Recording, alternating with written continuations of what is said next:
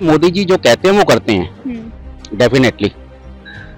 वो ये नहीं उनका उनकी नीतियां सिर्फ पेपर्स पे नहीं होती हैं, वो जो कहते हैं वो कर देते हैं और उन्होंने दिखाया भी है करके। प्रियंका गांधी जी के बारे में कह सकता हूँ कि वो दावेदार हो सकती हैं कांग्रेस पार्टी से, लेकिन राहुल गांधी जी नहीं। चुनावी माहौल बना पाए या नहीं बना पाए, लेकिन चुनावी माहौल बनाने की वो कोशिश जरूर कर रहे हैं। हाँ।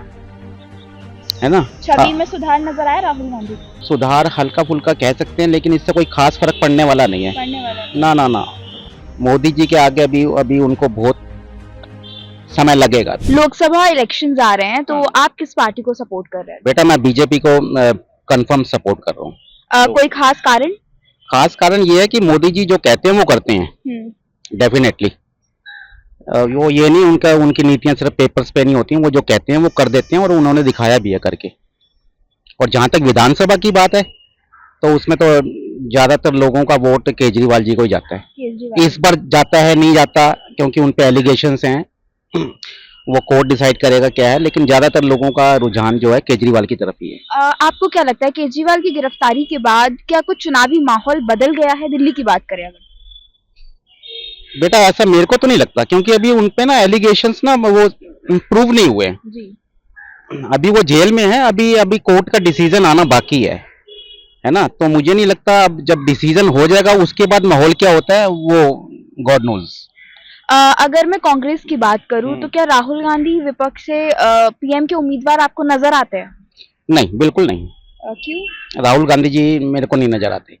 कोई और दूसरा हो अगर, तो मैं कह सकता हूँ प्रियंका गांधी जी के बारे में कह सकता हूँ कि वो दावेदार हो सकती हैं कांग्रेस पार्टी से, लेकिन राहुल गांधी जी नहीं। अगर इंडिया गठबंधन में नीतीश कुमार फिलहाल होते तो क्या वो उम्मीदवार बन सकते थे पीएम के? उनकी क्या संभावना थी? नहीं, उन पे से लोगों का विश्वास हट चुका है, कहने का मतलब। पहले तो वो गठबंधन की तरफ थे, अब वो फिसल गए और इधर आ गए। किस वजह से आ गए ये वो जानते हैं। अगर मैं नई दिल्ली की बात करूं तो यहाँ से बांसुरी स्वराज बीजेपी से लड़ रही हैं। हाँ। और आम आदमी पार्टी से सोमनाथ भारती, तो क्या कुछ माहौल है उनके बारे में? बांसुरी स्वराज जो है वो उनकी सुषमा स्वराज जी की बेटी है ना। और आम आदमी पार्टी से सोमनाथ भारती। तो मेरे को उनकी बांसुरी की उम्मीद ज्यादा लग रही है बांसुरी स्वराज की उम्मीद।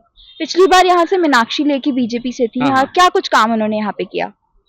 बेटा मैं उनके बारे में जानता नहीं, वो मेरे ख्याल से आई थिंक जनकपुरी से ही है वो उनकी बेटी है, वो मीनाक्षी लेखी है ना, वो जो जगदीश मुखी जी की बेटी है वो आई थिंक। तो उनके बारे में मैं बेटा ज्यादा जानता नहीं, मैं कुछ कह नहीं सकता ज्यादा उनके बारे में। अगर मैं नीतीश कुमार की बात करूं तो क्या वो आपको पलटू राम नजर आते हैं या अवसरवादी आप उन्हें बोलेंगे? दोनों ही कह सकते हो आप। पलटू राम जी और अवसरवादी में 19 और 20 का ही फर्क है। अवसरवादी कह लो, कहने का मतलब पहले तो उनका नाम उसमें आ रहा था, वो गठबंधन में आ रहा था, लेकिन अचानक से उन्होंने पलटी खाई और वो इधर आ गए, बीजेपी में आ गए। मैं ये नहीं कहता बीजेपी में आके उन्होंने गलती करी है, लेकिन लोग भी इन चीजों का ध्यान रखते हैं।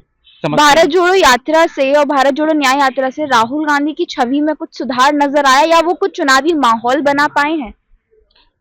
चुनावी माहौल बना पाए या नहीं बना पाए, लेकिन चुनावी माहौल बनाने की वो कोशिश जरूर कर रहे हैं। हाँ। है ना। छवि में सुधार नजर आया राहुल गांधी को? छवि में सुधार हल्का फुल्का कह सकते हैं, लेकिन इससे कोई खास फर्क पड़ने वाला नहीं है। पड़ने वाला नहीं। ना ना ना, मोदी जी के आगे अभी उनको बहुत समय लगेगा। अभी मोदी जी ने बोला है कि इस बार 400 पार, क्या लगता है हो जाएंगी 400 पार? हाँ बिल्कुल, आराम से हो तो जानी चाहिए, 400 पार हो जानी चाहिए। इंडिया गठबंधन कितनी सीटें निकाल लेगा? बेटा इस बारे में भी नहीं कह सकता, लेकिन जो इस बार वो जो रुझान है ना वो बीजेपी की तरफ ही है, कहने का मतलब। हाँ।